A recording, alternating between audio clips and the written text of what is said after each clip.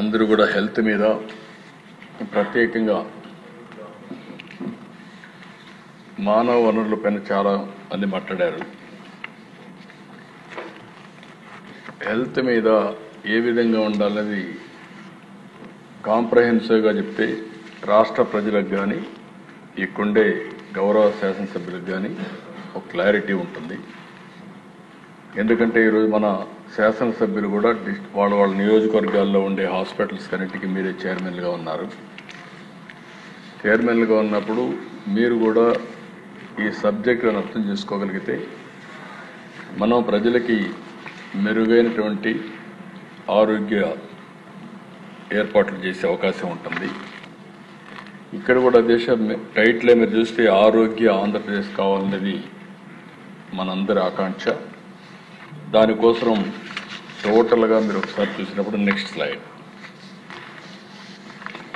ఇక్కడ ఒకసారి మీరు చూస్తే అధ్యక్ష డెమోగ్రఫిక్ పర్స్పెక్టివ్ కూడా short term, medium term, long term. దీనికి మీకు అందరికీ ఒక క్లారిటీ మీరు చూసినప్పుడు ఈరోజు మన రాష్ట్రంలో 5,37,00,000 మంది జనాభా 26కి వస్తారు. 30కి 5,41,00,000 వస్తారు. 36కి 5,42,00,000 వస్తాం. అక్కడి నుంచి 47కి మళ్ళీ 5,41,00,000 తగ్గుతాం. అదే మాదిరిగా గవర్నమెంట్ ఇండియాలో మొత్తం చూస్తే 143 నుంచి 162 కోట్లకి వెళ్తాం. అక్కడి నుంచి జనాభా తగ్గే పరిస్థితి వస్తుంది. ఇంకొంచెం పెరగచ్చు మనం జాగ్రత్తలు తీసుకుంటే, లేకుంటే అక్కడి నుంచి తగ్గుతుంది. 2047 చూస్తే చైనా 100 కోట్లు అవుతుంది. చైనా ఇప్పటికే 140 నుంచి 130 అయింది. ఇంకా రాను రాను తగ్గే పరిస్థితి వస్తుంది. ఇంకో పక్కన దేశ 0-14 ఇయర్స్ పాపులేషన్, ఇది రాబోయే రోజుల్లో భవిష్యత్తులో యంగ్స్టర్స్ ఉంటేనే ఆ దేశానికి భవిష్యత్తు ఉంటుంది, లేకుంటే ఏజింగ్ ప్రాబ్లం కూడా వస్తుంది. ఇక్కడ చూసినప్పుడు దేశ 26కి 19% ఆంధ్రప్రదేశ్, అదే 47కి 12% తగ్గుతున్నాం. ఇండియా 23.8% 26కి 15.5% తగ్గుతున్నాం. అంటే రాను రాను ఇండియాకు కూడా ఏజింగ్ ప్రాబ్లం వచ్చే అవకాశం ఉంది. ఈ విషయం అందరం కూడా గుర్తుపెట్టుకోవాలి. దానికోసమే నేను పదే పదే మాట్లాడుతున్నా పాపులేషన్ మేనేజ్మెంట్ గురించి. 60 సంవత్సరాల పాపులేషన్ చూస్తే ఈరోజు 14% 26కి, 23% 47కి అవుతుంది ఆంధ్రప్రదేశ్. భారతదేశం 11 నుంచి 10 కారణాలు కూడా మీరు చూస్తే టోటల్ ఫెర్టిలిటీ రేట్ 1.54% మంది 21-25, 1.54 అంటే మనం తగ్గుతున్నాం పాపులేషన్. రీప్లేస్మెంట్ లెవెల్ వచ్చి 2.1 కంటే తగ్గితే రాబోయే రోజుల్లో జనాభా కూడా తగ్గే పరిస్థితి వస్తుంది. 26-30కి 1.51 అవుతుంది. అదే 47కి 1.35 వస్తుంది. మన ప్రయత్నం 2.1కి తీసుకెళ్లాలని, దానికి ఏ విధంగా ప్రయత్నాలు చేయాలనో ఆ ప్రయత్నాలు కూడా చేస్తున్నాం. అది జయప్రదం అయితే చాలా పెద్ద ఎక్సర్సైజ్ అవుతుంది. ఒకప్పుడు పాపులేషన్ నియంత్రణ చెప్పాం, పాపులేషన్ ప్లానింగ్ గురించి మాట్లాడాం. 10 ఏళ్లలో ప్రపంచంలో ఎక్కడా జరిగినటువంటి ప్రయోగం మన రాష్ట్రంలో జరిగే పరిస్థితి వచ్చింది. అయితే ఈరోజు మనం చేసినప్పుడు మనం ప్రయత్నం చేశాం. కొన్ని రాష్ట్రాల్లో ఆటోమేటిక్గా తగ్గింది. ఈరోజు సౌత్ ఇండియాలో జనాభా తగ్గింది, ఏజింగ్ ప్రాబ్లం పెరుగుతూ ఉంది. దానికి కారణం అభివృద్ధి చెందిన దేశాల్లో ఆటోమేటిక్గా జనాభా తగ్గే పరిస్థితి వస్తూ ఉంది. యూరోప్లో అదే పరిస్థితి, చైనా అది, జపాన్, ఈవెన్ సింగపూర్, అన్ని దేశాల్లో ఇది ఒక ఫినామినా. క్రూడ్ బర్త్ రేటు చూసినప్పుడు ఏపీ 12.2, 47కు 5.7 అవుతుంది. ఇండియా 16 నుంచి 7.9 అవుతుంది. పాపులేషన్ గ్రోత్ రేట్ 3.5, 21-25, 26-30కి 1.7కి తగ్గుతుంది. 31-35కి 0.3కి వస్తాం. ఇండియా 9, 7.3, 5.8, 1.52కు తగ్గుతుంది. ఈరోజు ఇండియాలో కూడా పాపులేషన్ బెటర్గా ఉందంటే యూపీ, బీహారే కారణం. ఆ రెండు రాష్ట్రాల్లో జనాభా పెరుగుతూ ఉంది, దానివల్ల బ్యాలెన్స్ అవుతూ ఉంది.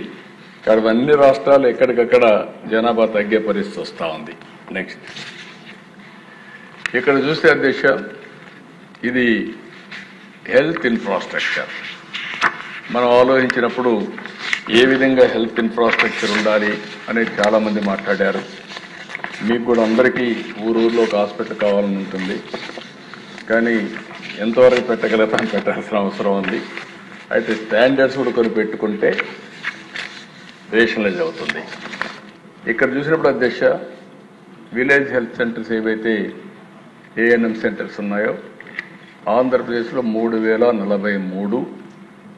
ఇవన్నీ కూడా Indian public health standards norms ప్రకారం ఇవన్నీ కూడా ఎస్టాబ్లిష్ చేశారు. ఒక 10,031 మనకు విహెచ్ఈలు ఉన్నాయి. అది నామ్స్ చూస్తే ఎవ్రీ 5,000 మందికి ఒకరిని 5,000 మందికి ఉండాల్సింది మన దగ్గర 3,043కే ఉన్నాయి. అంటే better than Indian public health standards. Primary health centres 80,000 మందికి ఒకటి ఉండాలి, మన దగ్గర 61,800 మందికి ఉంది. ఇది కూడా బెటర్ దెన్ ఐపీహెచ్ఎస్. అదే సమయంలో కమ్యూనిటీ హెల్త్ సెంటర్ 173 ఉన్నాయి. 7,84,585 ఒకటి ఉన్నాయి. All India the Indian public health standards ప్రకారం 3,70,000కు ఉండాలి. ఇది సిగ్నిఫికెంట్ తక్కువ ఉంది. దానికి కూడా స్ట్రాటజీ నేను ఆలోచించిన విధానం కూడా చెప్తాను. అక్కడ మాత్రం మనం తక్కువలో ఉన్నాం. ఇంకొక పక్కన అధ్యక్ష, ఏదైతే ఏహెచ్ను చూస్తే ఏరియా హాస్పిటల్స్ అయితే 54, ఇది 10 లక్షలకు ఒకటి ఉండాలి. ఇది 10,04,094 కోటి. మోర్ ఆర్ లెస్ బెటర్గానే ఉన్నాం. ఇంకొక పక్కన హాస్పిటల్ బెడ్స్ పర్ 1000 పాపులేషన్కి యాస్పిరేషన్ 2, మినిమం టార్గెట్ 1, మనం 1.8 ఉన్నాం. అంటే ఆల్మోస్ట్ ఆల్ రీచ్ అవుతున్నాం. 9 డిస్ట్రిక్ట్ హాస్పిటల్స్, 17 జీజీహెచ్లు, 38 మెడికల్ కాలేజీలు, 2 dental colleges, 13 nursing colleges, 8 nursing schools ఉన్నాయి. ఇంకొక పక్కన WHO నామ్స్, ఇది కూడా ఒకసారి చూసుకుంటే మెడికల్ ఆఫీసర్ ఫర్ 1000కి ఒకటి ఉండాలని పెట్టుకున్నారు. మనం 1.5 ఉన్నాం. మనం వాళ్ళకంటే బెటర్, వాళ్ళ ప్రిస్క్రిప్షన్ కంటే బెటర్గా ఉన్నాం. నర్సెస్ ఫర్ 1000 ఏఎన్ఎంలు కానీ, ఆర్ఎన్ కానీ, ఆర్ఎంలు కానీ మొత్తం చూస్తే 3 ఉండాలి. దాంట్లో 1000కి మన దగ్గర 3.8 ఉన్నారు, బెటర్గా ఉన్నాం. ఇంకొక పక్కన total physicians, nurses, midwives అందరూ కూడా 10,000కి 44.5 ఉండాలి. మన దగ్గర 50.9 ఉంది. ఇది కూడా బెటర్గా ఉంది వరల్డ్ హెల్త్ ఆర్గనైజేషన్ కంటే. అంటే మొత్తం మన దగ్గర చూస్తే అధ్యక్ష, ఈరోజు 1,15,495 మంది, 99 మంది డాక్టర్లు, 70,243 మంది నర్సెస్ ఉన్నారు రాష్ట్రం మొత్తం కలిస్తే. ఇవి చూసినప్పుడు ఒక సిహెచ్సిని మనం కాన్సన్ట్రేట్ చేయాలి. నేను ఏ విధంగా చేయాలనేది ఆలోచిస్తున్నాం. రాబోయే రోజుల్లో వరల్డ్ హెల్త్ ఆర్గనైజేషన్ కానీ, అదే మరిగా ఇండియన్ పబ్లిక్ హెల్త్ స్టాండర్డ్స్ కానీ దీనికంటే మెరుగ్గా చేసేదానికి ప్రయత్నం చేస్తాం. అది ఏ విధంగా చేయాలనేది గవర్నమెంట్లో కొంతవరకు కానీ, లేకుంటే పీపీ మోడల్స్ కానీ వర్కౌట్ చేస్తామని చెప్పి కూడా నేను మీకు తెలియజేస్తున్నా. అదేవిధంగా అధ్యక్ష, స్వర్ణ Andhra Pradesh health and family welfare